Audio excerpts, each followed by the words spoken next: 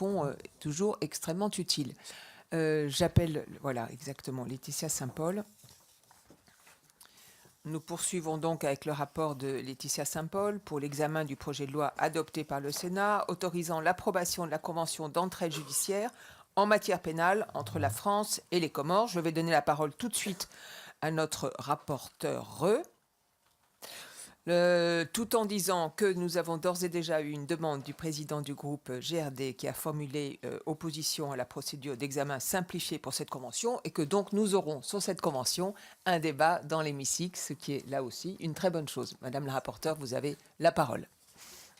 Merci Madame la Présidente, Mesdames et Messieurs et chers collègues. Donc, notre commission est saisie du projet de loi autorisant l'approbation de la convention d'entraide judiciaire en matière pénale entre le gouvernement de la République française et le gouvernement de l'Union des Comores. Donc, je tiens de suite à préciser qu'il est bien question d'entraide judiciaire et pas d'extradition, puisque nous sommes souvent saisis de textes portant sur l'extradition. Signé le 13 février 2014 par l'ambassadeur de France auprès de l'Union des Comores, M. Philippe Lacoste, et le garde des Sceaux, ministre comorien de la Justice, de la fonction publique, des réformes administratives, des droits de l'homme et des affaires islamiques, le docteur Abdou Ousseini. Donc, comme vous l'avez entendu, ce projet de loi est très récent. Et bien qu'appartenant à plusieurs conventions multilatérales spécialisées adoptées sous l'égide de l'Organisation des Nations Unies, la France et l'Union des Comores ne sont jusqu'à présent liées par aucun dispositif conventionnel bilatéral d'entraide judiciaire. Celle-ci a cependant lieu, mais au cas par cas et sur la base de la réciprocité, dans le cadre de la courtoisie internationale exclusivement. En novembre 2011, les autorités comoriennes exprimaient le souhait d'ouvrir des négociations avec la France en vue de la mise en place d'une convention d'entraide judiciaire en matière pénale. Était en particulier soulignée la volonté de celle-ci de faire reposer à l'avenir l'entraide judiciaire entre nos deux pays sur des procédures définies en commun et non plus sur la bonne volonté des parties. Accueillie favorablement par la partie française, cette proposition a été suivie par l'envoi aux autorités comoriennes au mois de mai 2012 d'un projet de convention d'entraide judiciaire en matière pénale. Un contre-projet, reprenant largement le projet initial français, a été adressé par les autorités comoriennes en mai 2013. Les deux parties sont parvenues à un consensus sur le texte à l'issue de la première et unique session de négociation qui s'est déroulée à Paris en novembre 2013, en marge de la première réunion du Haut Conseil paritaire institué par la Déclaration de Paris sur l'amitié et la coopération entre la France et les Comores, signée en juin 2013 par le président comorien Ikilou Doinin et le président François Hollande. Le texte qui résulte de cet échange est classique et son adoption ne présente pas de difficultés particulières. Cependant, j'ai bien vu qu'il soulevait de nombreuses interrogations auxquelles j'aurai plaisir à répondre. Je tiens à préciser qu'il a été adopté par le Sénat le 9 novembre 2016 et que je recommande l'adoption de ce texte. Merci beaucoup, Madame la rapporteure. Et y a-t-il des demandes d'intervention? Vous les notez?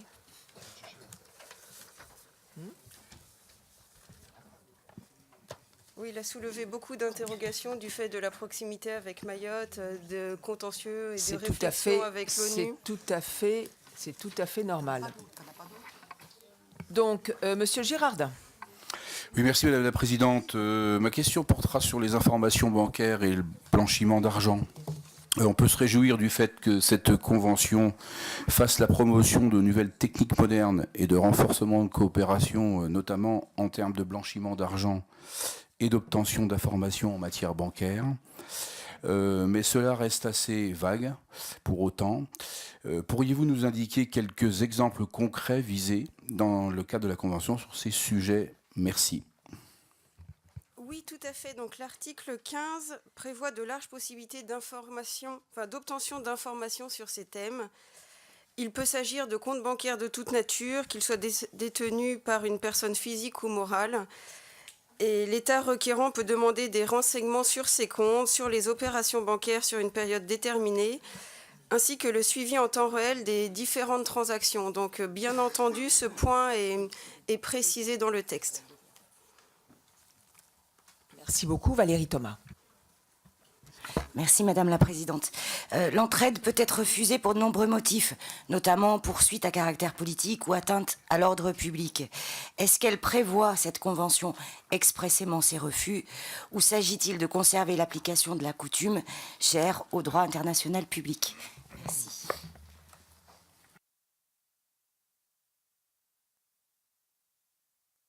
Pardon. Il s'agit ici de l'article 2 du texte qui énumère les motifs traditionnels de refus de l'entraide. Donc, d'un côté, nous avons donc l'assurance de la préservation de la souveraineté de l'État requis, tant en termes d'ordre public que de protection de ses intérêts nationaux.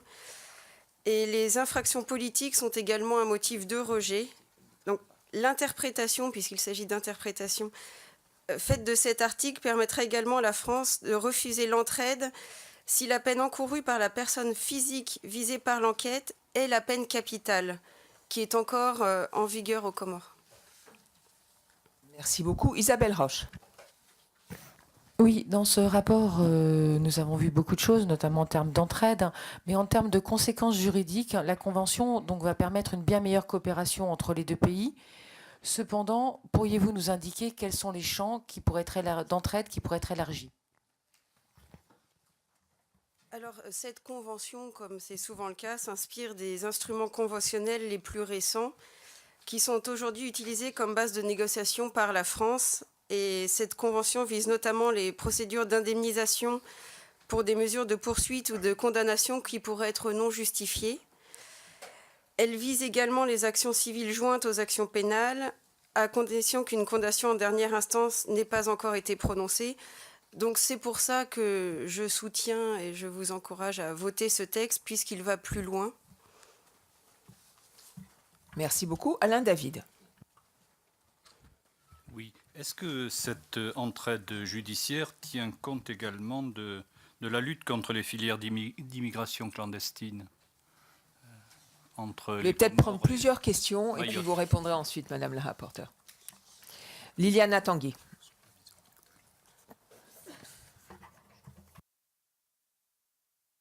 Merci Madame la Présidente. Ma question porte sur la mise à disposition d'équipements dans le cadre de l'entraide judiciaire. Les Comores et la France ne disposent pas du tout des mêmes moyens, qu'ils soient financiers ou en termes d'infrastructures. Dans le cas où la France demande aux Comores de mettre en place des écoutes téléphoniques, mais que les Comores ne disposent pas des infrastructures nécessaires, la France peut-elle intervenir elle-même, même avec l'accord des Comores? Merci beaucoup. Je prends un dernier intervenant de la longue liste que j'ai encore, Sébastien Nadeau. Et puis vous répondrez. Merci Madame la Présidente. Ma question concerne donc cette convention. Elle garantit une exigence de coopération pour la France et les Comores, mais prévoit-elle un délai à ne pas dépasser en termes de réponse à la demande d'entraide? Et n'y a-t-il pas le risque qu'un des deux États fasse la sourde oreille et ne réponde pas à l'autre? Merci beaucoup, Madame la rapporteure. Oui, alors tout d'abord la première question qui concernait les flux migratoires. Donc c'est une question essentielle et pour rédiger ce rapport, je me suis appuyée sur des missions d'information qui ont été faites au préalable par la Commission.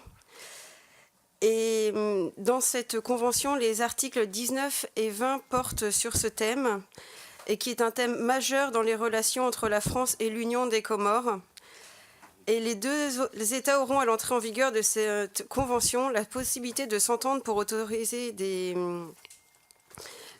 contrôles pour lutter en particulier contre le crime organisé.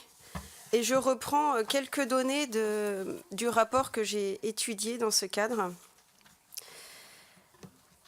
Alors, les spécificités géographiques de Mayotte et notamment sa forte proximité avec un pays au niveau de vie inférieur, y rendent la pression migratoire exceptionnellement élevée et la mise en œuvre de toute politique de contrôle de l'immigration difficile. Et la situation de Mayotte, ainsi que celle de la Guyane, puisque c'était analogue, est sans équivalent sur toute autre partie du territoire de la République. Et l'immigration vers Mayotte provient majoritairement d'un pays, donc l'Union des Comores, composée de 3 îles dont la plus proche, Anjouan, se trouve à environ 70 km de distance. La plupart des immigrants sont donc comoriens. Et du fait de cette proximité et du caractère exceptionnel de l'île de Mayotte, tout le droit de la métropolitain et européen n'est pas décliné sur l'île de Mayotte, puisque la rétention généralement ne dure que 17 heures, ce qui n'est pas le cas chez nous. Donc cette question est prise en compte du fait qu'on a considéré le caractère exceptionnel de Mayotte concernant l'immigration.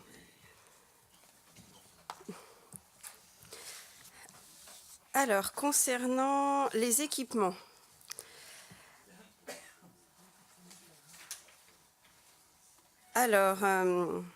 il est expressément prévu dans la Convention que la partie requérante peut mettre à la disposition de la partie requise l'équipement nécessaire à la réalisation de cette mesure. L'absence d'infrastructure ne peut pas être un motif de refus. C'est ici une application des conditions nécessaires dans le cadre de la Convention. Donc, les autorités de l'État requérant disposeront directement d'une copie certifiée des pièces d'exécution. Et concernant l'encadrement du délai d'entraide, donc une fois de plus, c'est un vrai argument pour voter en faveur de ce texte, c'est que l'article 6 assure la célérité des échanges. Il impose aux parties d'exécuter les demandes d'entraide rapidement et prévoit la possibilité pour la partie requise de réaliser des actes d'entraide sollicités selon les formalités et procédures indiquées expressément par la partie requérante. Donc le mot-clé ici est la célérité. Merci beaucoup. Jean-Luc Mélenchon. Qui concerne nos relations avec l'Union des Comores et regardé de très près par cette partie de la population de Mayotte qui se trouve sur le territoire de la patrie dans l'Hexagone. Les problèmes de la liberté de circulation sont évidemment vécus avec beaucoup de passion et moins de sérénité qu'on l'espérait, mais on comprend pourquoi. Il apparaît qu'il y a un effet paradoxal au fait qu'en ayant voulu bloquer, on a d'une certaine manière renforcé d'une façon terrible les procédures illégales d'immigration, tout en sachant que la population de Mayotte ne supporte pas les vagues d'arrivées importantes. Donc on est en plein dans un paradoxe permanent, les mêmes populations pouvant à la fois réclamer le libre accès à leur famille sur la Grande Terre ou sur les autres îles, et puis le contraire, lorsqu'il s'agit de... On me dit que la plupart viendraient en réalité à Mayotte pour des raisons sanitaires, et que notre pays se sortirait d'affaire si on installait à Anjouan des choses qui permettent de faire face à cette demande. Est-ce que la convention qu'on passe a un impact sur les questions de, comment je vais nommer ça avec précaution, disons, un impact sur les situations d'immigration qui ne sont pas acceptées? Première question. Et deuxième, par nous Français. Et deuxième question, c'est le gouvernement de l'Union des Comores qui signe cette convention avec nous, n'est-ce pas? Est-ce que c'est un bon signe pour détendre nos relations, dans la mesure où, sauf erreur, ce gouvernement pense que Mayotte est occupée par la France, ce qui n'est pas le cas.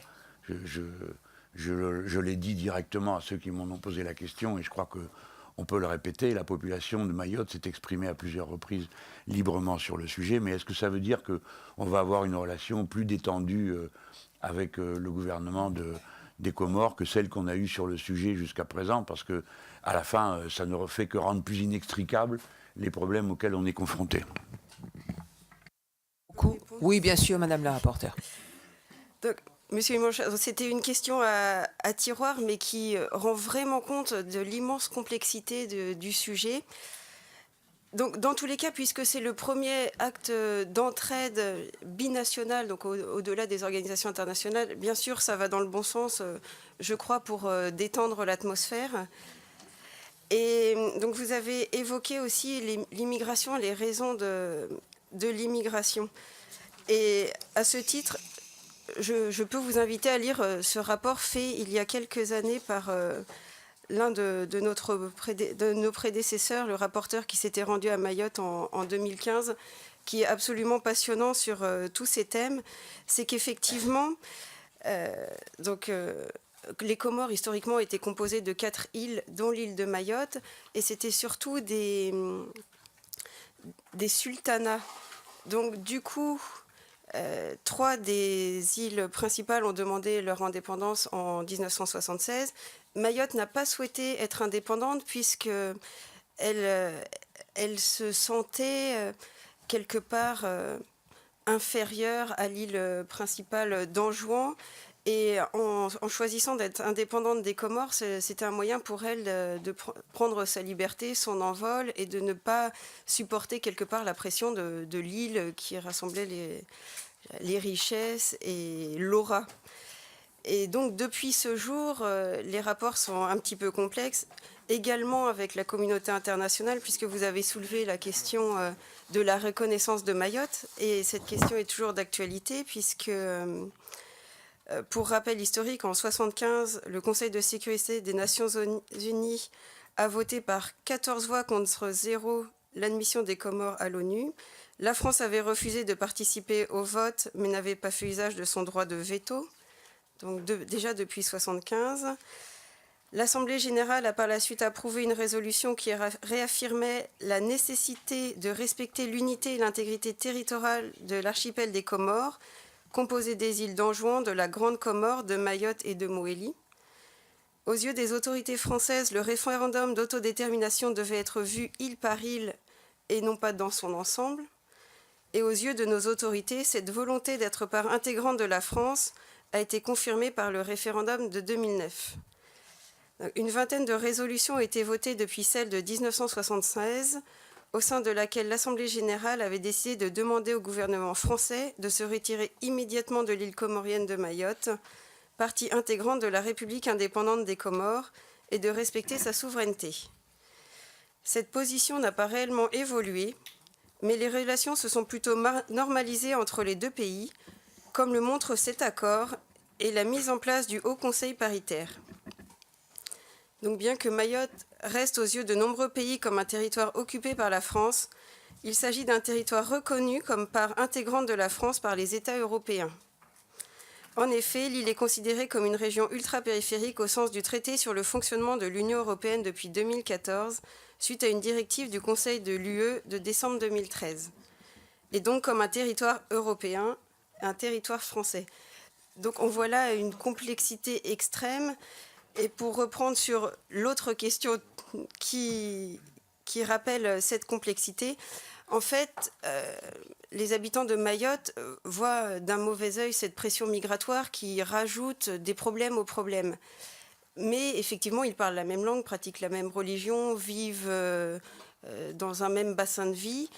Et bien que les kwassa-kwassa, donc les barques précaires d'embarcation, sont souvent interceptées, en fait, les autorités à Mayotte sont alertées du fait qu'il y a des naufragés parce que des familles habitant Mayotte attendent des bateaux, voient qu'ils n'arrivent pas, donc alertent les autorités comme quoi un bateau a sombré. Donc il y a tout un mélange de sentiments de famille, de défiance, puisque ça rajoute des problèmes aux problèmes et c'est extrêmement complexe, mais il n'empêche que cette convention qui permet de normaliser les rapports est un pas important. Merci, merci Madame la rapporteure. Continuons, puis je vous ferai peut-être une proposition à la fin de notre débat. Martine Le Guy-Ballois. Oui, merci Madame la Présidente. Merci Laetitia pour cet exposé. J'aurais aimé te poser une question plus précise quant à la ratification et puis l'entrée en vigueur de la Convention. Il me semble que le Sénat s'est déjà prononcé sur ce texte et l'a adopté. Alors donc, sauf surprise, on devrait l'adopter en commission et aussi en hémicycle, je crois, courant février. Est-ce qu'on dispose de plus d'informations concernant la date prévue d'entrée en vigueur du traité et est-ce qu'on sait comment ça va se passer pour l'avancée des procédures internes aux Comoriennes? Merci. Madame la rapporteure. Alors, effectivement, ce texte a été adopté par le Sénat et les Comores n'ont pas encore invoqué l'article 34 de la Convention qui prévoit que chaque État doit informer l'autre partie de l'achèvement des formalités internes requises pour l'entrée en vigueur de l'accord. Donc nous devrions être les premiers. Et dès que les deux États se seront respectivement notifiés de la fin des procédures internes, le délai légal de mise en application débutera. Un mois après réception de la notification, l'accord sera considéré comme appliqué. Donc nous serons bien les premiers à le ratifier. Merci beaucoup, Marine Le Pen.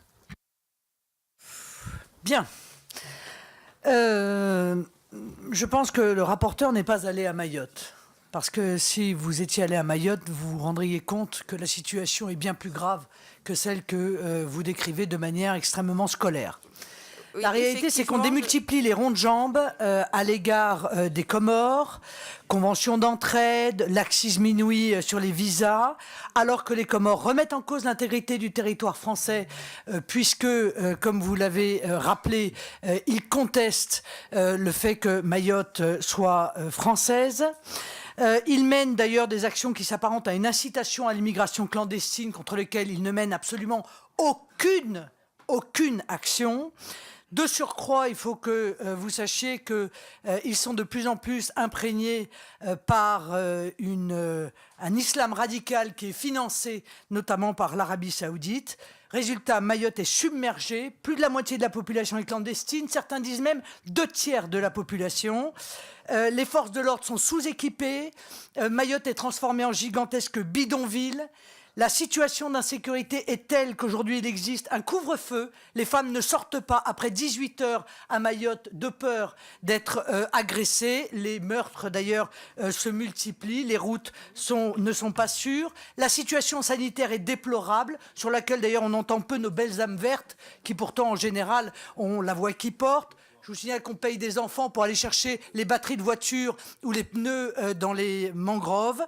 Alors, on peut continuer à faire comme si de rien n'était, mais moi, je crois que si l'on va dans cette voie-là et que l'on vote ce texte, eh bien, ce sera faire comme si de rien n'était, et ce sera perçu, je peux vous le dire, par la population mahoraise comme un énième abandon. Et croyez-moi, le sentiment d'abandon là-bas est absolument unanime. Madame la rapporteure. Oui. Madame Le Pen, donc je vais répondre point par point à votre intervention. Tout d'abord, je vous remercie de ce compliment sur l'aspect scolaire de ma présentation. Effectivement, je n'ai pas eu la chance de me rendre à Mayotte, mais je le souhaiterais et j'espère que j'en aurai l'opportunité dans le cadre des travaux de la Convention. Mais j'ai toujours cru, et ça c'est une conviction interne, qu'il y avait deux façons d'apprendre. Il y avait l'empirisme, tout ce qu'on apprend grâce à l'expérience, au voyage, à notre vie, à nos rencontres. Et la culture, l'érudition. Et effectivement, je pense que ça peut être important de ne pas se focaliser que sur la première partie de l'apprentissage.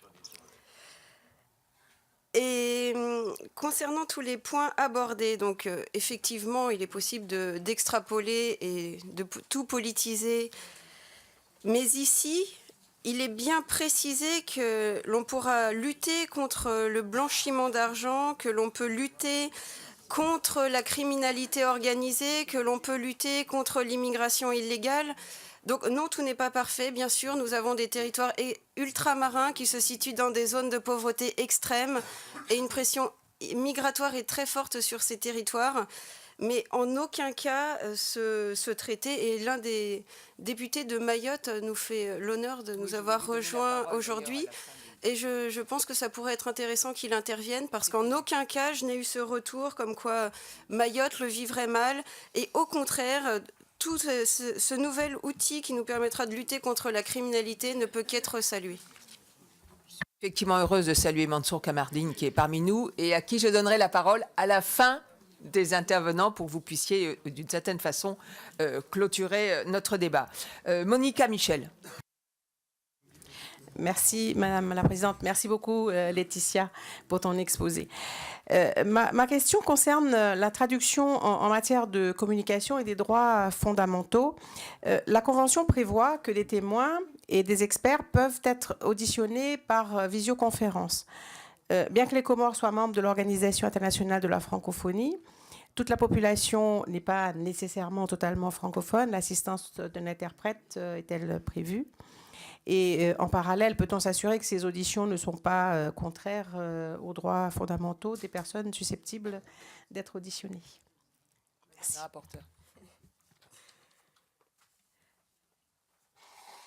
Alors, la Constitution interdit à une autorité étrangère d'effectuer des auditions sur notre territoire en application de notre souveraineté, mais la nuance est importante. Les autorités comoriennes peuvent assister à une audition faite par nos services, s'assurer de l'exécution de la demande d'entraide. Nous pouvons faire la même demande. Et s'il y a besoin de moyens supplémentaires, il est possible de les assurer. Donc, toutes vos inquiétudes sont levées par cette convention. Beaucoup. Annie Chapelier. Oui, merci Madame la Présidente. Madame la rapporteure, vous avez répondu en partie à la question que je souhaite poser à Monsieur Mélenchon. Il s'agit de la revendication des Comores sur l'île de Mayotte, qui considèrent que Mayotte fait toujours partie intégrante de leur territoire et qui revendique la souveraineté. Donc je voudrais simplement avoir quelques précisions pour savoir comment se situe cette convention dans le champ de cette revendication et qu'est-ce qu'elle peut amener justement dans le dialogue entre la France et les Comores sur la revendication de ce territoire, puisque les Comores vont jusqu'à considérer que les arrestations justement et les renvois sur l'île de Mayotte peuvent être catalogués de crimes contre l'humanité selon l'article 7 du statut de Rome, puisqu'il s'agit d'un renvoi de personnes qui sont dans leur propre pays vers les extraditions vers leur autre pays. Donc je voudrais surtout savoir ce que ça peut apporter pour avancer dans cet échange entre la France et les Comores sur le délicat sujet de Mayotte. Merci. Oui. Monsieur, je vais vous donner la parole tout de suite si besoin est. Donc, comme je le disais au préalable, donc il y a toujours une forme de statu quo et la situation n'est pas absolument limpide, quand bien même elle l'est aux yeux de la France, de Mayotte et de l'Union européenne. Et justement, ce type de convention permet de normaliser les rapports entre les deux pays. Et j'espère, puisque sur la route de l'entente entre les pays, le chemin est immense et de nombreux pas doivent être parcourus, mais je pense que c'est assurément un premier pas pour une normalisation de la situation. Merci beaucoup. Jean-Luc Mélenchon, vous voulez peut-être un petit point d'ordre? Pas d'ambiguïté sur un sujet aussi délicat. Moi, je ne discute pas le statut de Mayotte et je sais que l'adhésion à la République française des populations de Mayotte est profonde, sincère et vraisemblablement irréversible. Je mets au défi l'ONU ou qui que ce soit, pour qui j'ai beaucoup de respect pour l'ONU. On peut réorganiser le vote tant qu'on veut. Les Mahorais répondront toujours de la même manière. C'est pourquoi j'approuve ce rapport, parce qu'il nous permet d'essayer de trouver une sortie par le haut, tranquille, négociée, enfin normalisée, avec l'Union des Comores, sur laquelle, il faut bien le dire, quelques Français, dans un passé récent, ont eu des activités subversives qui ne facilitaient pas non plus le dialogue. Donc tout ça est présent à notre esprit. Si on peut discuter, alors on réglera les problèmes. Je ne sais pas où Mme Le Pen veut nous embarquer, à part avec une guerre avec tous les voisins, mais je ne vois pas à quoi ça servirait de tendre et de refuser de signer cet accord. Au contraire, il va nous permettre, on va avancer d'un pas vers une solution, et je vous félicite, Madame la rapporteure, de l'avoir présenté avec autant de talent. Merci beaucoup. Yves Gégaud. Oui, Madame la Présidente, pour avoir été au gouvernement en charge de cette question pendant quelques mois, pour avoir porté le référendum de 2009 sur la départementalisation et pour avoir été à plusieurs reprises à Mayotte, j'ai quelques convictions que je voudrais faire partager à notre commission. La première, c'est qu'il n'y a aucune solution sans les Comores. Toute idée consistant à dire qu'on pourrait enfermer l'île de Mayotte et ignorer l'existence des Comores est une idée fausse qui ne peut pas prospérer. La deuxième, c'est qu'au fond, on essaye de plaquer nos raisonnements et la question migratoire sur un secteur où, derrière ce qu'on pourrait appeler la pression migratoire, il y a aussi le souhait des familles de se retrouver. parce qu'il y a beaucoup de liens familiaux et qu'au fond, c'est une réalité qu'il faut prendre en compte sur ce sujet, et que la douleur de la séparation des 4 îles, 3 d'un côté, une de l'autre, n'est pas refermée, et que le différentiel de développement, qui va de 1 à 100, fait qu'effectivement, il ne peut pas y avoir d'un côté une population qui vit à un niveau de développement qui est celui de Mayotte, et à côté des familles, des cousins, des voisins qui sont dans un sous-développement avéré, sans qu'on mesure bien les difficultés. Donc ça passe bien sûr par la coopération, ça passe par la coopération sanitaire. Le président Mélenchon a eu raison de souligner que beaucoup de femmes viennent sur Mayotte, non pas pour que leurs enfants deviennent français, simplement pour accoucher en sécurité sur ce sujet-là. Et qu'est-ce qu'il ne faut pas entendre? L'expérience, Madame Le Pen, et de gens qui ont été sur place sans a priori et sans vouloir en faire un combat politique sur la métropolitaine. Parce que je pense qu'on ne peut pas bien comprendre les choses si on veut transférer les questions métropolitaines sur ce sujet-là. Donc ça passe par la coopération. Moi, j'approuve ce premier pas, évidemment. Je veux qu'on ait aussi à l'esprit, et je pense que ça vous intéressera aussi, Madame Le Pen, l'idée de dire que la première ville comorienne du monde, c'est Marseille, et que les Comoriens de Marseille, franco-comoriens, méritent à la fois le respect et méritent qu'on travaille avec eux sur la solution possible de ce secteur. Je crois qu'il y a là une communauté avec laquelle il faut travailler pour réfléchir sur ces questions-là. Ça fait 45 ans que ça dure, et ça ne pourra pas durer encore 45 ans. Parce que la douleur, la pression et les difficultés de nos compatriotes mahorais sont réelles, et qu'il faut en sortir. La sortie, elle est par le haut, elle est dans un dialogue avec l'Union des Comores, même si c'est difficile et même si effectivement il y a des différences très fortes entre nous, pour trouver des formes de coopération, des formes d'échange. J'avais une formule à l'époque qui, je crois, avait prospéré, c'était de dire que, au fond, la bonne solution pour Mayotte, ce serait que la circulation des Comoriens soit possible, mais que le stationnement soit interdit. C'est-à-dire que, quelque part, l'installation soit limitée, mais que la possibilité de venir, y compris pour rencontrer sa famille ou se faire soigner, soit possible. Une fois qu'on a posé des phrases de cette nature-là, c'est beaucoup plus complexe à mettre en œuvre dans des politiques publiques, je l'entends bien. En tout cas, moi, je veux attirer l'attention de chacun qu'il faut qu'on évite de faire de Mayotte un espèce de combat qui serait un combat de politique nationale, et qu'il faut qu'on prenne les choses avec prudence, avec tact. Et il me semble que cette première convention de coopération va dans le bon sens, même si elle est loin d'être suffisante, et même si, à mon avis, il faut aller plus vite et plus loin. Merci beaucoup à Yves Jégo. Madame la rapporteure, vous avez un mot à ajouter? Bien, écoutez, merci pour votre témoignage où l'expérience ici est importante également. Et effectivement, j'espère que nous pourrions travailler collectivement pour aller plus loin dans cette entraide et dans la normalisation de nos rapports avec les Comores. Merci beaucoup. Je donne la parole maintenant à Didier Quentin. Je rappelle qu'il a été rapporteur dans le cadre de la commission des lois sur la question migratoire à Mayotte, et donc il connaît bien la situation également. Merci Madame la Présidente d'avoir fait ce rappel. Je comptais effectivement insister sur la gravité de la situation à Mayotte actuellement, mais comme notre collègue Mansour Kamardine est présent, je serai discret sur cette... Je veux simplement faire un rappel historique, c'est que Mayotte a demandé la protection du roi des Français, en l'occurrence c'était Louis-Philippe, dès 1841. Les Mahorais s'estimaient à juste titre de ce qu'ils appelaient les sultans batailleurs.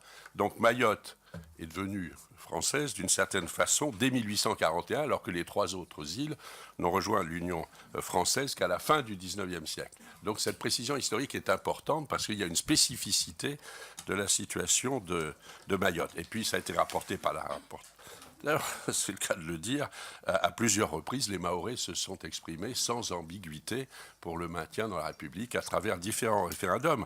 Alors qu'il y a une époque, dans les années 70, notamment 74-75, la volonté d'une partie du gouvernement français, certainement du président de la République et du ministre des Affaires étrangères 76-77, qui était Louis de Guéringaud, était d'aller vers l'indépendance de Mayotte parce que ça gênait notre diplomatie par rapport à ce qu'il était convenu d'appeler les groupes des non-alignés, les 77. Et là, un certain nombre de gens ont tenu bon et ont dit non, Mayotte doit rester française.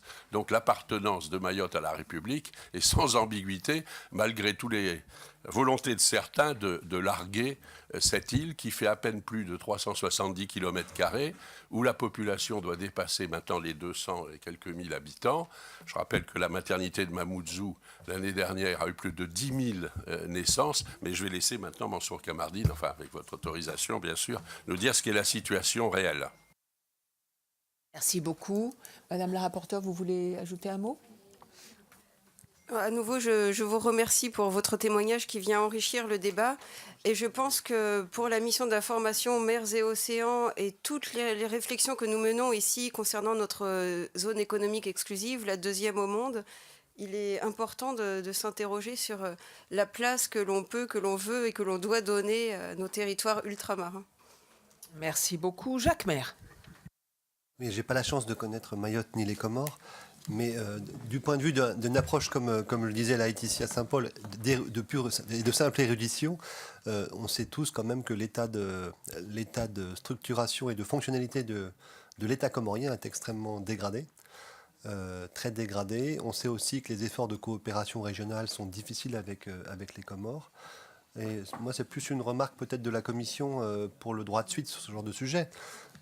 Quand on parle de coopération effectivement judiciaire, avec un État qui n'est pas encore un État failli, mais qui ne contrôle ni sa justice, ni ses frontières, ni son ordre public, il y a peut-être un travail à faire du côté de l'assistance technique et du côté du soutien. Voilà. Donc, la question peut-être à poser, c'est quelles sont les conditions minimales de fonctionnalité du service public de justice et de sécurité intérieure qui sont nécessaires aux Comores pour permettre que cette convention marche de façon efficace.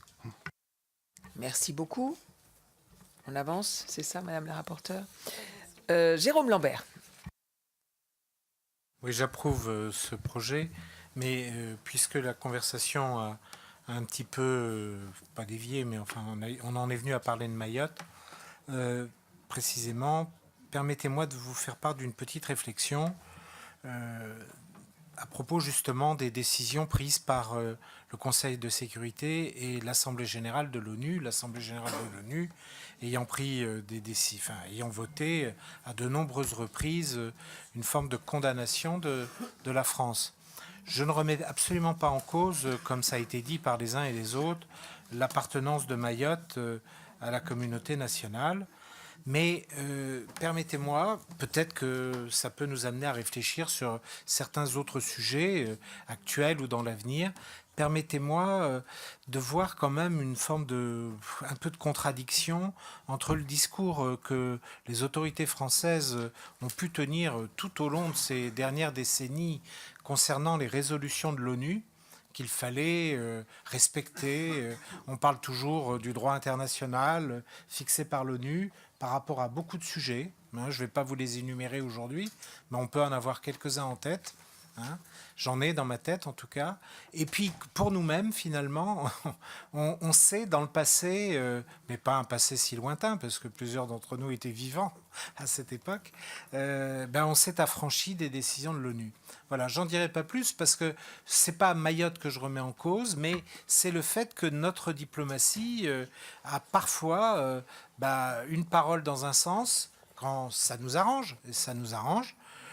Et puis une parole dans un autre sens, quand peut-être ça nous arrange aussi d'ailleurs, mais il s'agit toujours de l'ONU qui paraît parfois très important et puis parfois un peu moins. Voilà. Merci beaucoup, Madame la rapporteure. Oui, quand on lit, Monsieur Lambert, quand on lit les grands penseurs en relations internationales, il est considéré que nous n'avons pas d'amis mais que des alliés sur la scène internationale. Et vu que vous avez saisi l'opportunité de, quelque part, critiquer notre diplomatie, je tiens à préciser quand même que la France avait refusé de participer au vote en 1975 et qu'elle n'avait pas fait usage de son droit de veto Donc je pense qu'il faut nuancer les critiques que vous avez pu porter, puisque c'est tellement simple de faire usage de son droit de veto et que la France s'était refusée à le faire.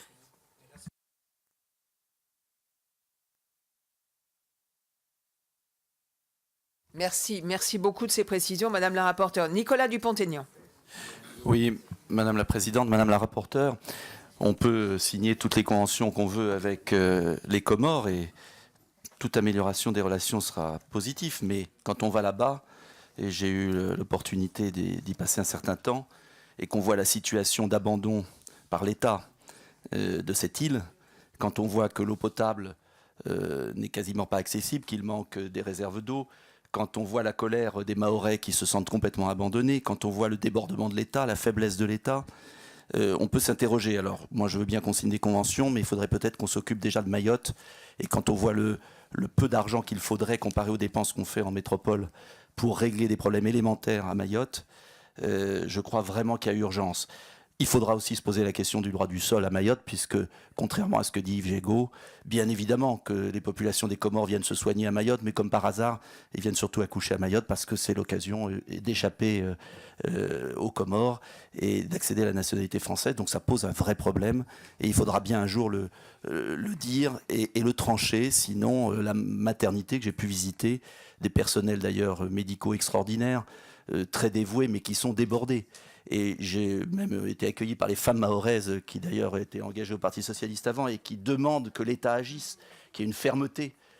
Donc je crois que les choses ne sont pas si simples et qu'il n'y a pas d'un côté la capacité avec les Comores à tout faire et de l'autre l'État et notre pays qui serait parfait à Mayotte. Ils se sentent abandonnés, très abandonnés.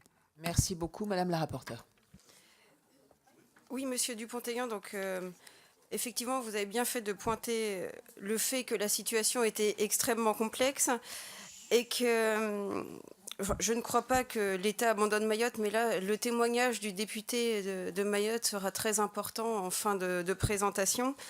Je voulais revenir sur l'importance du dispositif médical parce qu'effectivement, il n'y aura pas de normalisation et d'amélioration de la situation à Mayotte sans l'amélioration de son environnement immédiat.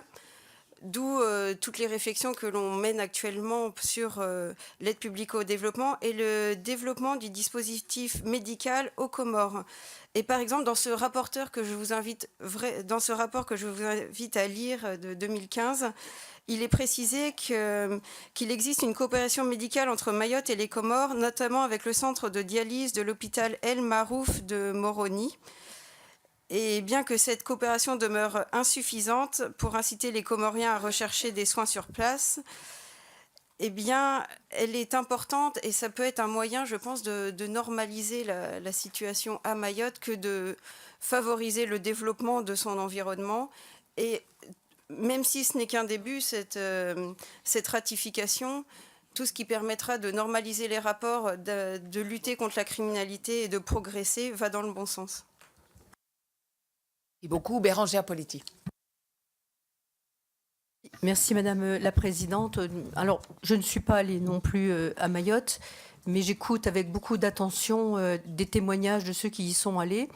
Et j'ai le sentiment que finalement, les Français, les Mahorais qui sont français, n'accèdent pas aux services publics tels qu'ils le devraient, c'est-à-dire l'éducation, l'accès aux soins, enfin des choses quand même assez fondamentales, et que ce défaut d'accès à des services publics minimums soit essentiellement dû à des vagues d'immigration extrêmement importantes sur l'île. Donc je pense qu'effectivement nous sommes déficients sur le territoire de Mayotte. Et je souhaiterais savoir de quelle manière cette convention répond à cette question essentielle. J'aimerais bien avoir des exemples concrets de cette réponse qu'on va être en capacité à apporter aux Mahorais qui visiblement sont dans la détresse la plus totale. La rapporteure.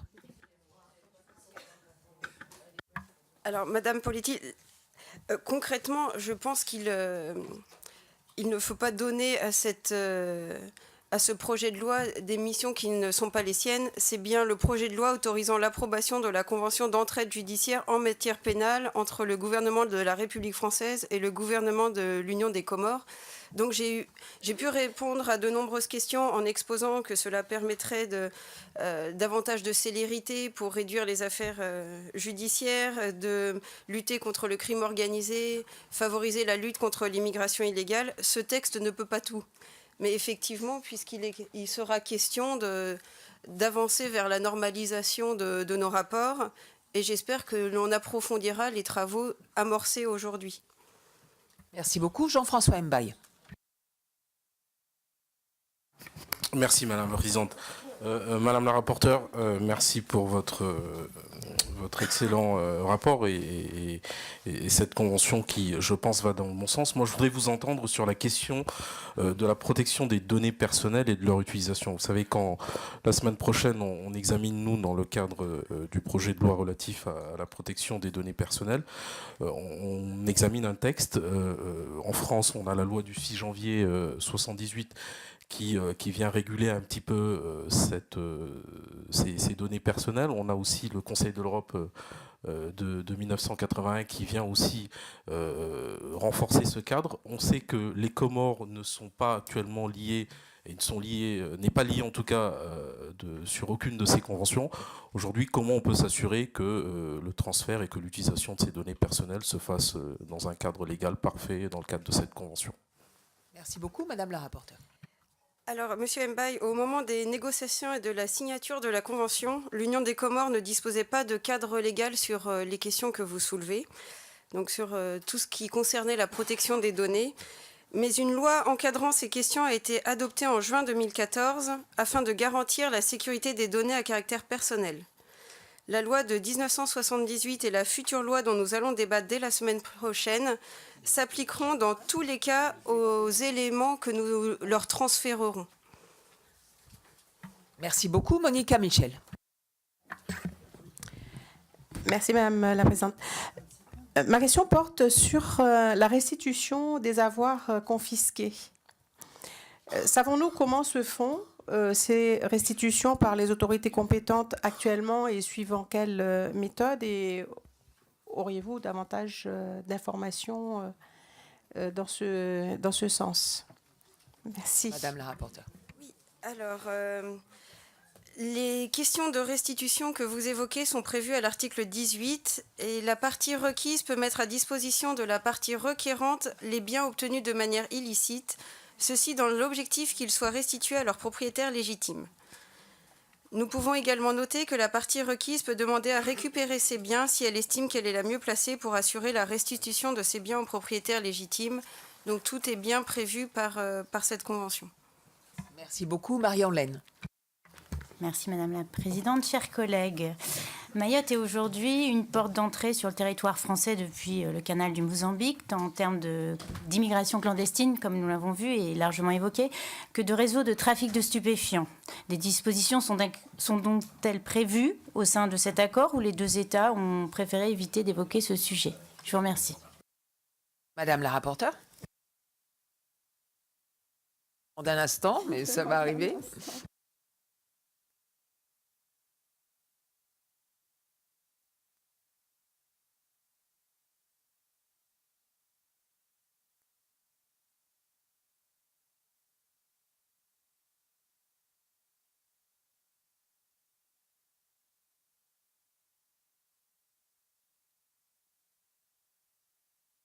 Je vais donner le temps, ça y est, c'est bon?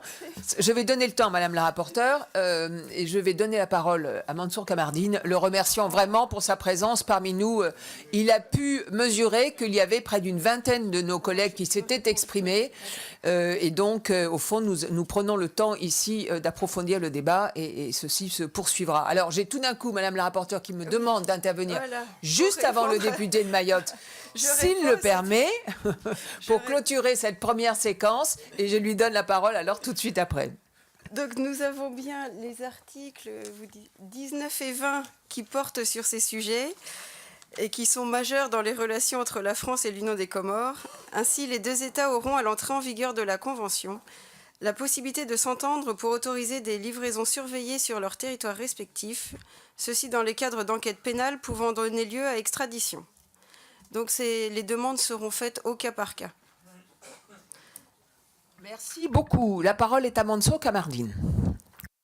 Oui, Madame la Présidente, Madame la rapporteure, mes chers collègues de la Commission des Affaires étrangères, commission à laquelle je n'ai pas eu l'honneur de siéger, mais quand j'ai vu effectivement ce sujet à l'ordre du jour, j'ai pressenti qu'il y aurait certainement un débat.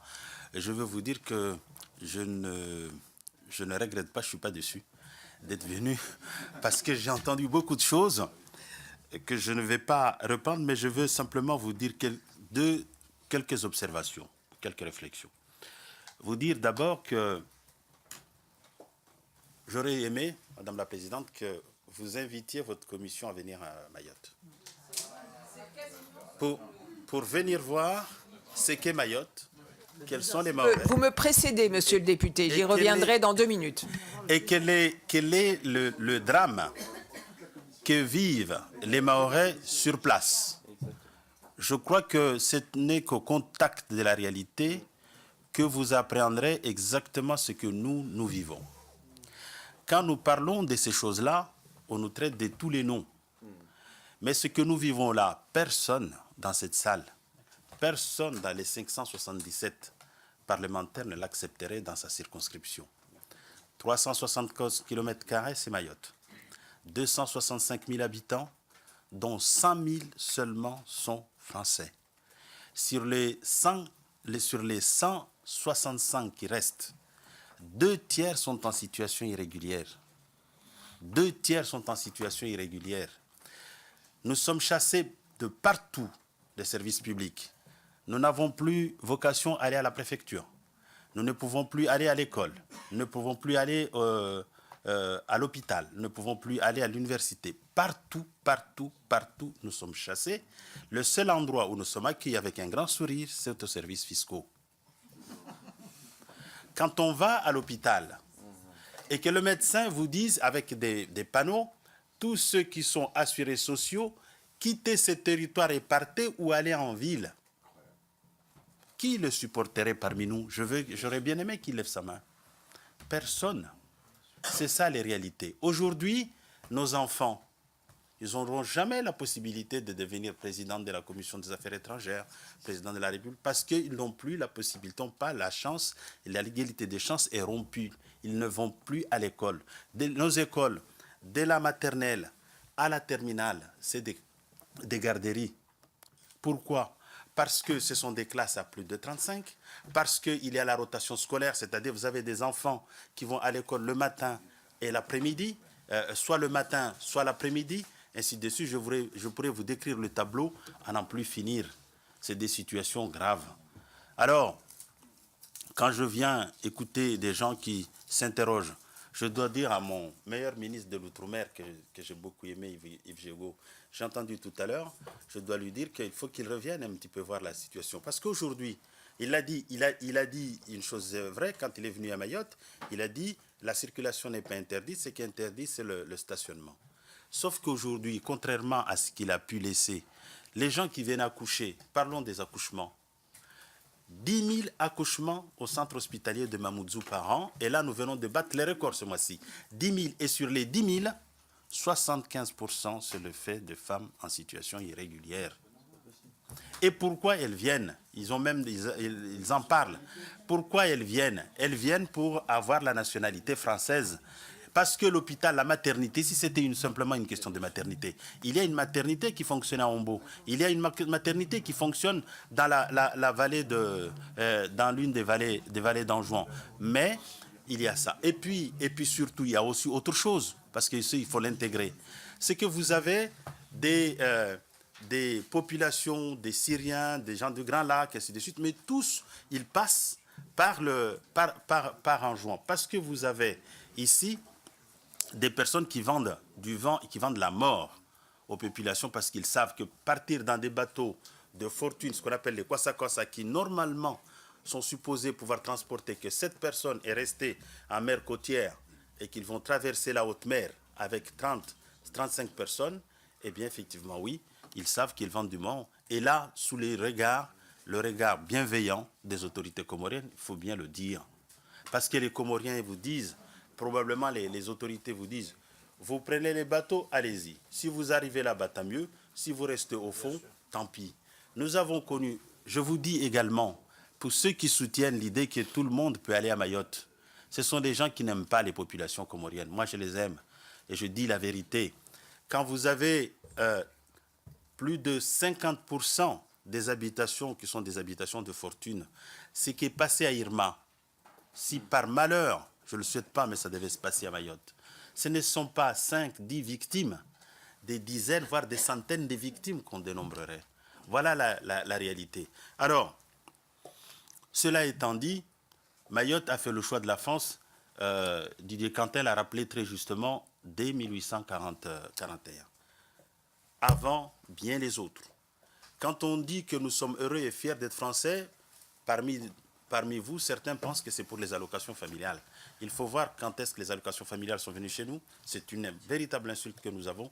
Il faut voir quand est-ce que les allocations familiales sont chez nous. Il faut voir combien ils nous sont versés. Ça ne représente même pas le tiers de ce que vous percevez. Nous avons fait le choix de la France tout simplement parce que nous voulons rester libres.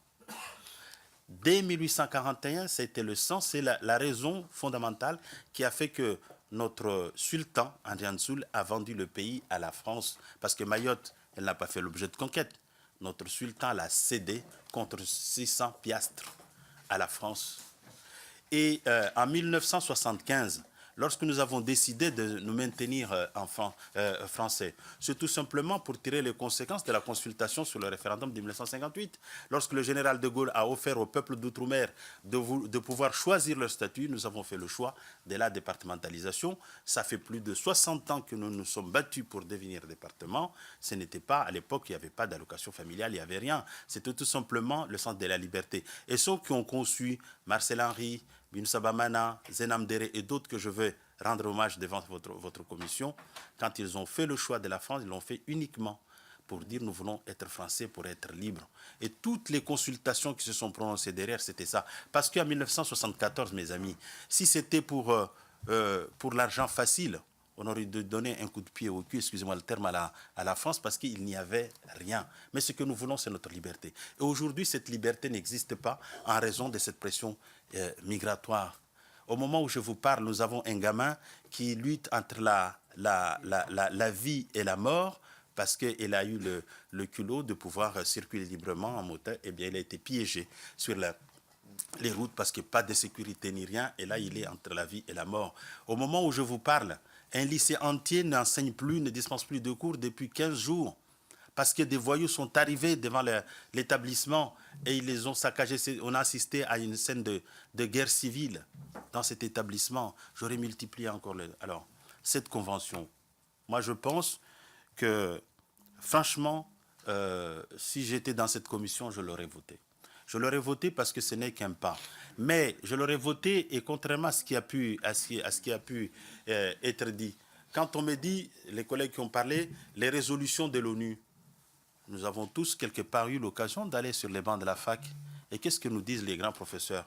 Les résolutions de l'Assemblée générale de l'ONU, ce ne sont pas des décisions, comment dirais-je, le terme, mais c'est des recommandations, si je puis dire, des simples recommandations contraignantes. Alors que j'ajoute que et la France et les Comores ne reconnaissent pas effectivement de force exécutoire aux résolutions de l'ONU. Et donc on ne peut pas, du côté de Comores, dire qu'il y a les résolutions de l'ONU alors qu'on ne leur donne aucune force. Et qu'en même temps, on vient dire, donc je crois qu'il y a là aussi, il faut rompre avec ça. Mayotte est française.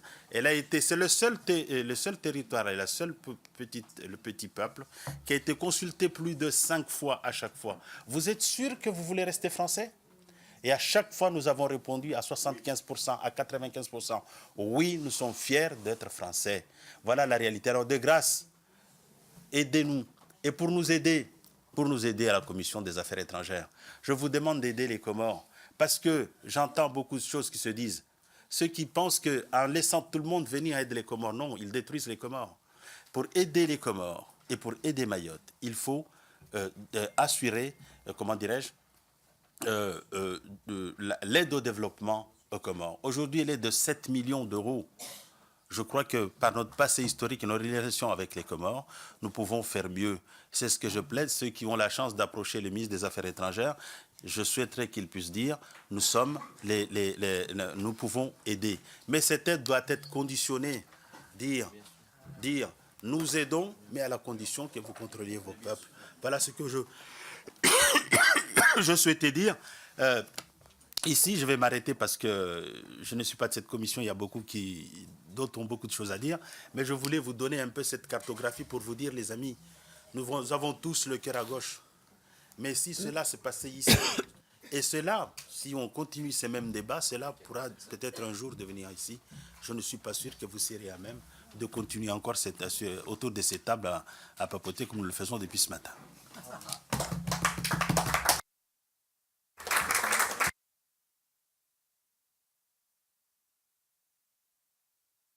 Monsieur le député, je vous remercie beaucoup pour ce témoignage qui est important pour notre commission. J'ouvre une parenthèse, je sors momentanément, si Madame la rapporteure me le permet, du débat sur cette convention que nous allons terminer en quelques secondes, mais je pense que ceci vaut largement la peine et de toute façon, tout est d'une certaine manière lié. Je pense profondément que nous aiderons les Comores et que nous aiderons Mayotte en aidant aussi davantage et différemment les Comores. Je pense exactement ce que vous avez dit, ce que Yves Gégaud a dit tout à l'heure, ce que Jean-Luc Mélenchon a dit en disant il faut que nous ayons des vraies relations avec les Comores. Et donc, c'est vrai que nous sommes, la France, le premier bailleur bilatéral aux Comores. Mais je pense qu'il est temps de regarder, au fond, ce qui se passe avec cette aide, qu'il est temps de regarder en quoi elle est utilisée, comment elle est utilisée, si elle peut être augmentée et dans quel type d'investissement d'avenir elle doit être augmentée. Et donc, je proposerai au bureau de la Commission que nous mettions en place une mission sur les Comores et que nous puissions nous saisir de la question, en particulier de l'aide au développement et du développement des Comores.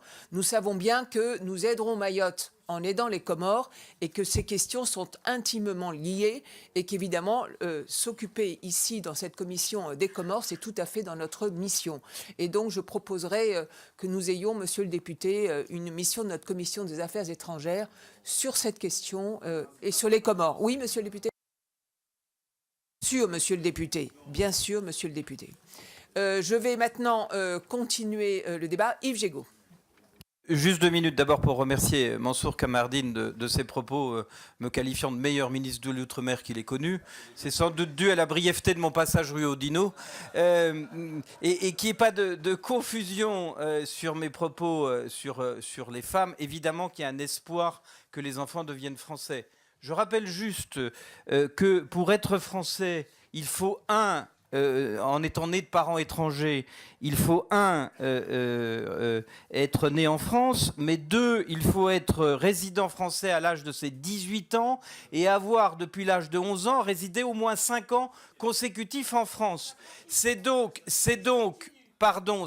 l'espoir qu'ont ces femmes en venant accoucher de pouvoir rester les 18 ans voulus et que leurs enfants deviennent français, je le comprends bien. Mais je voudrais qu'on sorte de l'ambiguïté qui consiste pour certains à dire qu'il suffit de naître en France pour devenir automatiquement français, ce qui n'est pas le cas en l'occurrence. Et ça souligne bien le fond du problème, qui est le problème de ce que j'ai appelé, le stationnement, c'est-à-dire les gens qui s'installent de façon illégale, et c'est ça le cœur du sujet. C'est ça qui déséquilibre Mayotte. Mansour a eu un témoignage tout à fait réel sur ce sujet. C'est contre cette installation qu'il faut lutter, plus que de vouloir essayer d'expliquer un certain nombre d'autres choses. Voilà, je veux qu'il n'y ait pas de confusion et remercier encore notre collègue, non seulement pour son témoignage, mais pour les propos qu'il a eus à mon égard. Merci beaucoup. Maurice Leroy. Merci Madame la Présidente. D'abord, vraiment remercier chaleureusement notre collègue Mansour Kamardine qui a été vraiment inspiré de venir assister à nos travaux. Parce que là, du coup, puisqu'on en a beaucoup parlé, on cumule de façon synthétique d'ailleurs, et la culture, et l'expérience, et surtout le rôle de l'élu.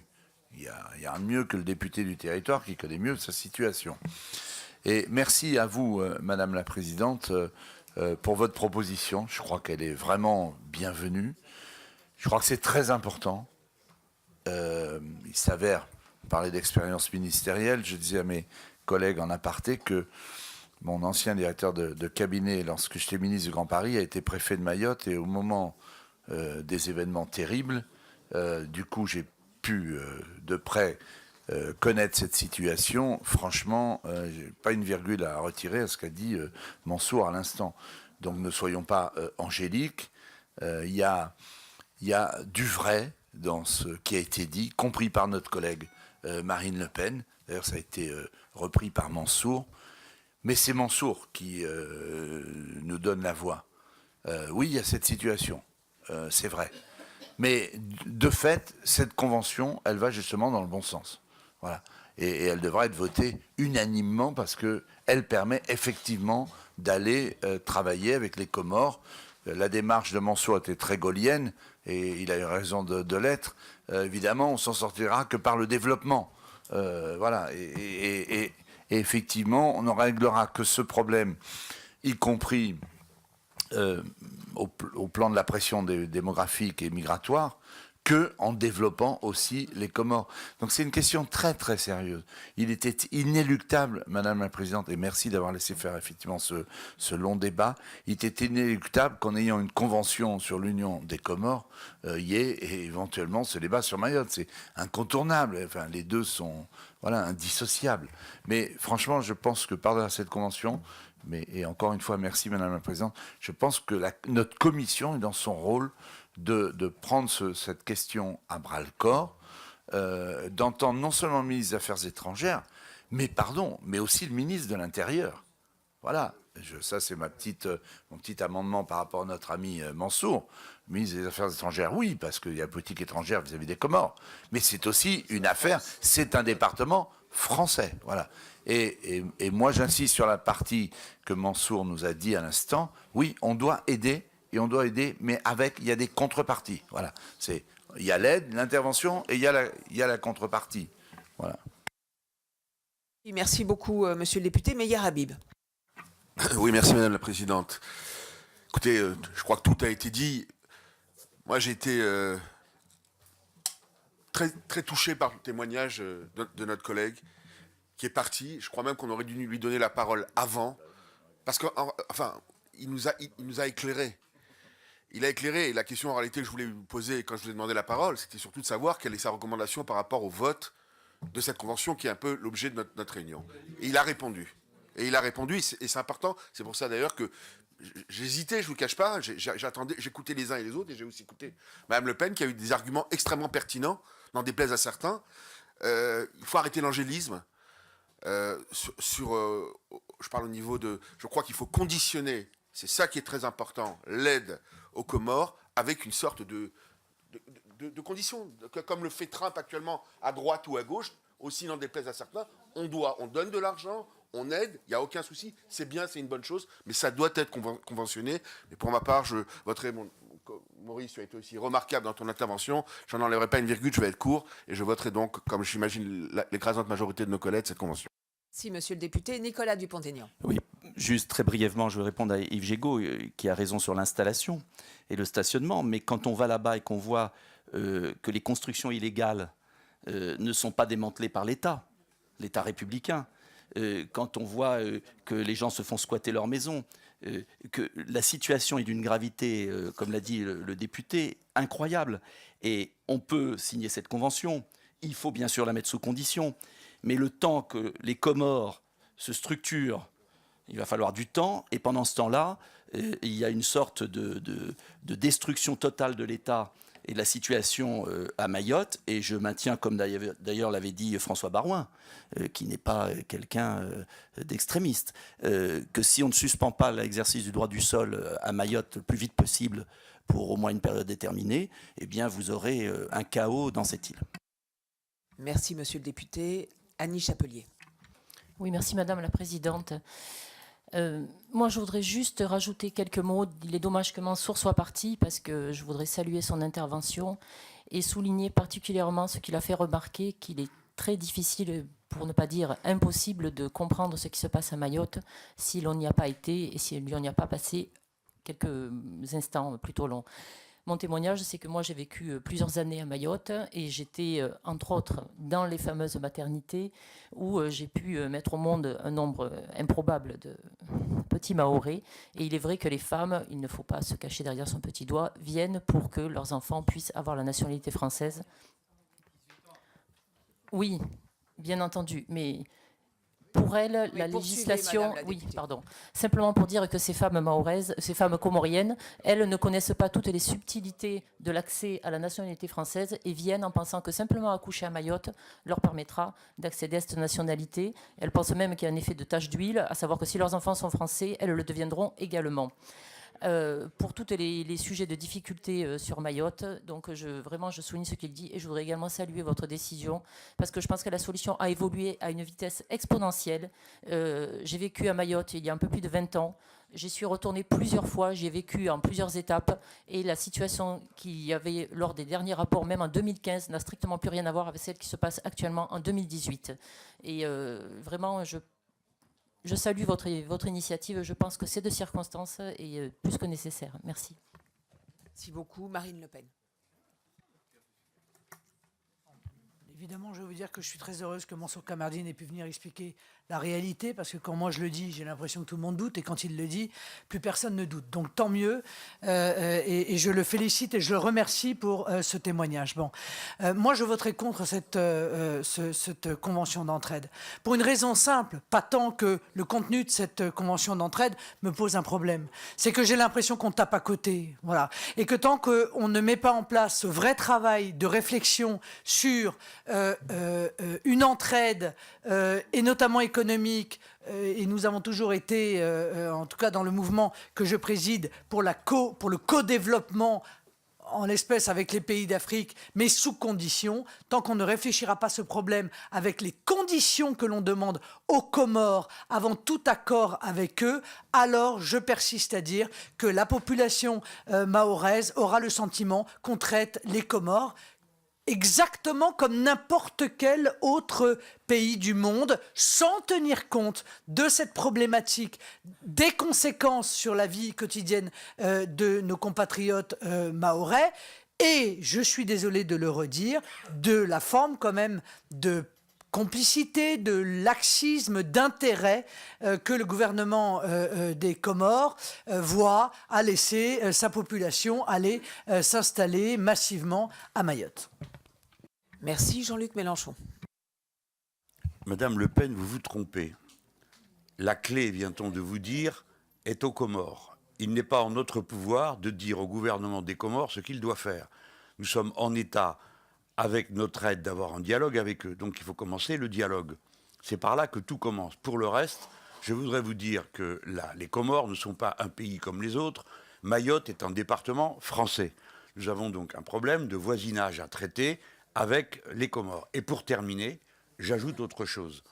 Ce qui nous pose problème, c'est notre incapacité à accueillir dans des conditions qui seraient conformes à nos principes les populations qui viennent. Nous sommes bien d'accord sur ce point. Et nous sommes bien d'accord pour dire qu'on a à faire face à un phénomène qu'on ne maîtrise plus.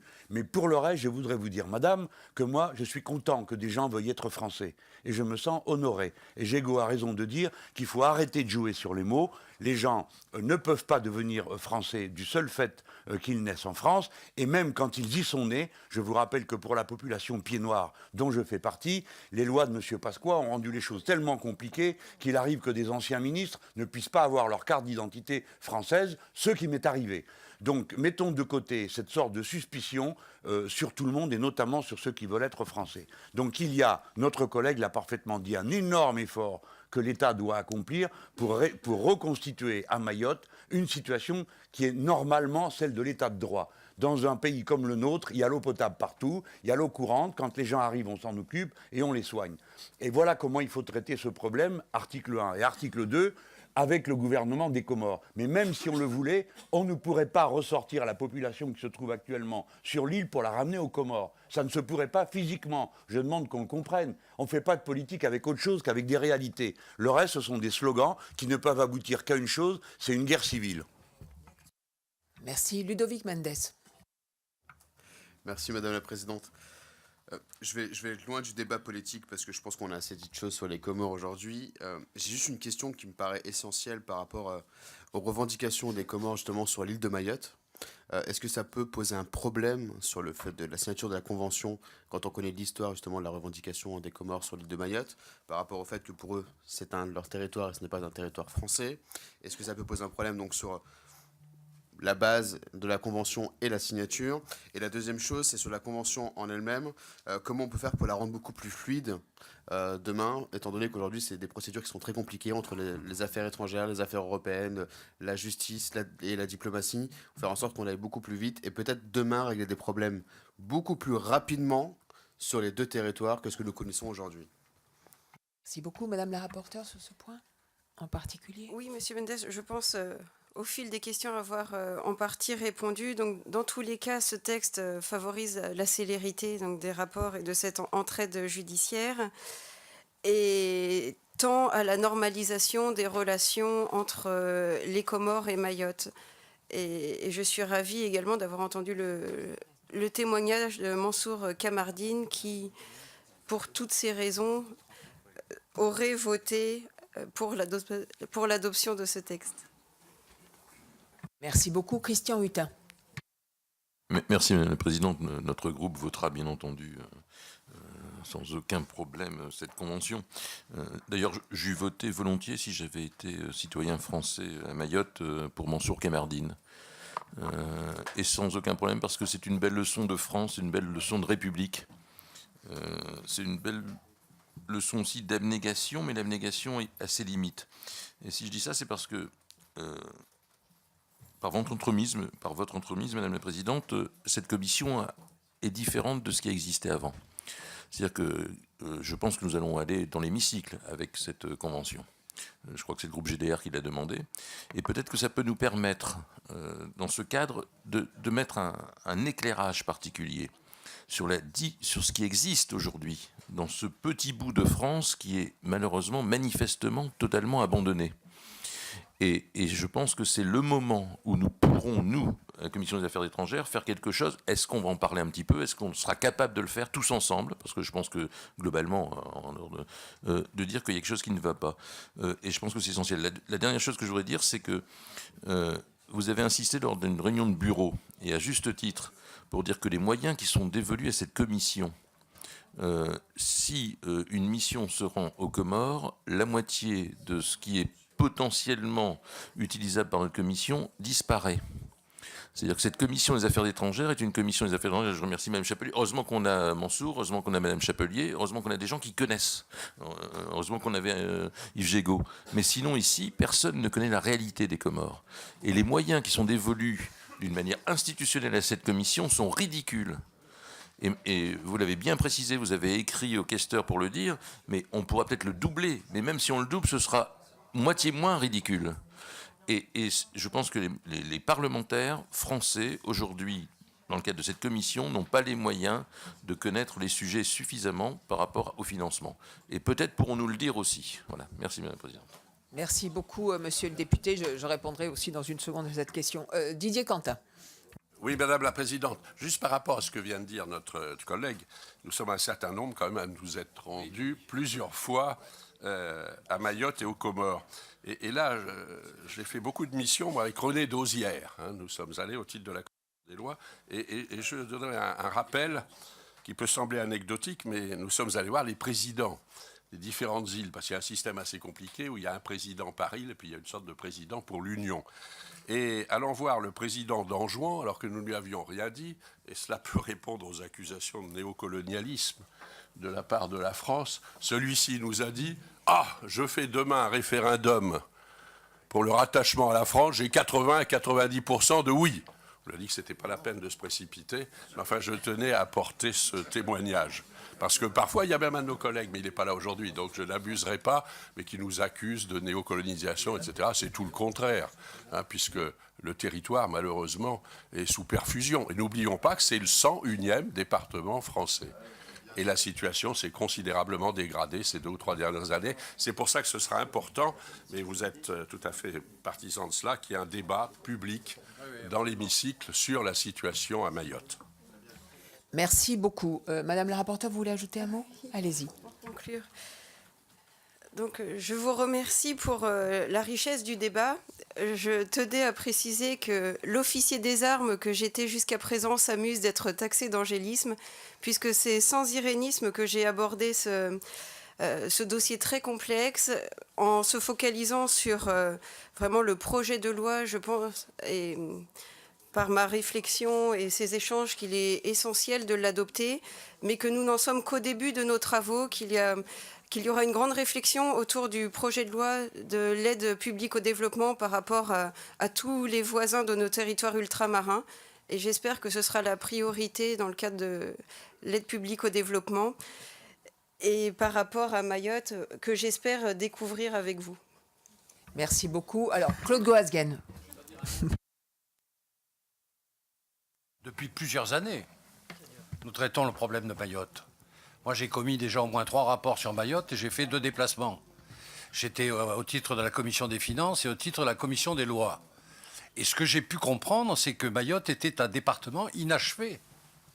Car non seulement nous ne sommes pas dans un vrai département, mais dans un certain nombre de secteurs névralgiques, ce n'est pas un département. Je prends 2 exemples. L'état civil de Mayotte. Qu'est-ce que l'état civil de Mayotte? Si nous pouvons aller voir de près, vous allez voir que nous n'avons pas d'état civil réel. Qu'est-ce que les procédures d'adoption à Mayotte? Vous apercevrez qu'en réalité, vous avez des procédures d'adoption de droit musulman, la kefala, ce qui n'est pas normalement autorisé en France.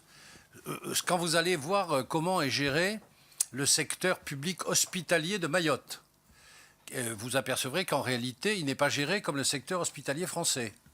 Il n'est pas sur la comptabilité des départements français, puisqu'il n'y a pas d'AME à Mayotte. Il y a des subventions qui viennent dans ces pas trop. Tout ça étant en plus noyé dans une immigration qui est un flot continu et quotidien. Je vous rappelle que Mayotte est la première clinique gynécologique et obstétrique d'Europe, devant Saint-Laurent-du-Maroni en Guyane, et que nous n'en avons absolument pas de comptabilité. J'ai moi-même fait une expertise au ministère de la Santé demandant les chiffres de Mayotte.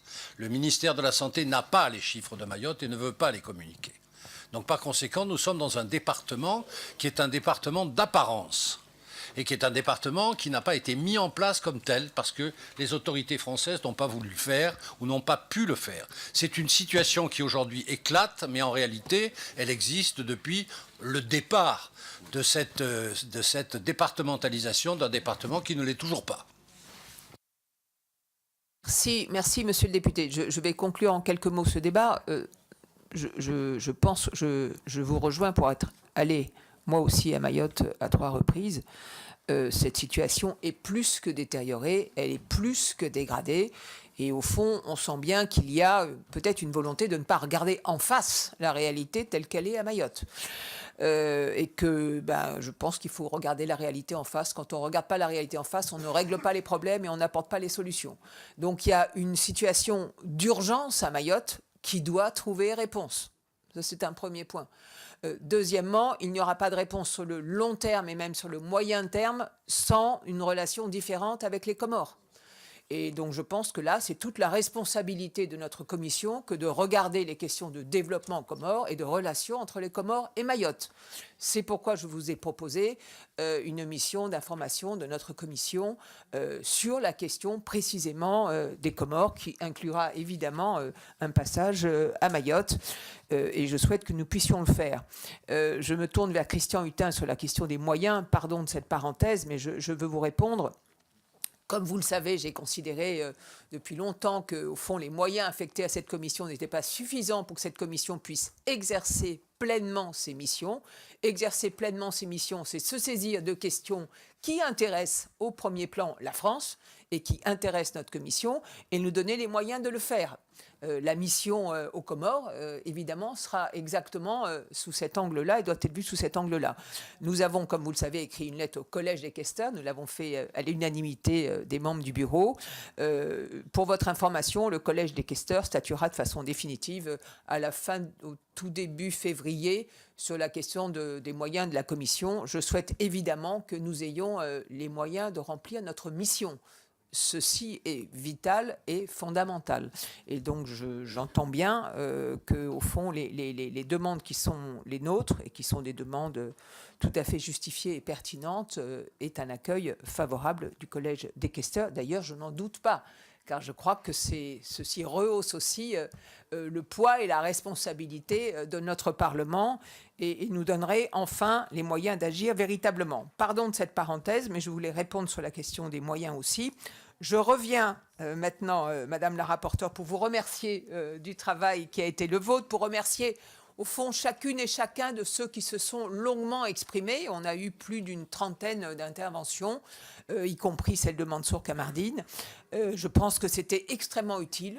Je pense qu'il est particulièrement utile que ceci fasse l'objet d'un débat dans l'hémicycle. Et donc, je suis très heureuse de cette proposition du groupe GDR. Je pense que les débats dans l'hémicycle sont de nature à éclairer les enjeux et à permettre surtout des modifications, des changements, des prises de conscience des caractères d'urgence des situations et qu'il vaut mieux que ça soit dit dans l'hémicycle et pas seulement au sein de notre commission. Et donc, j'approuve cela totalement. Nous allons maintenant passer au vote. Madame la rapporteure donc, de cette convention, la commission est-elle d'avis d'adopter le projet de loi? Qui est d'avis de l'adopter plutôt? Merci. Qui est d'un avis contraire? Merci. Qui s'abstient? Eh bien voilà, Madame la rapporteure, cette convention a été largement, quasiment à l'unanimité, presque moins une voix adoptée. Je vous remercie.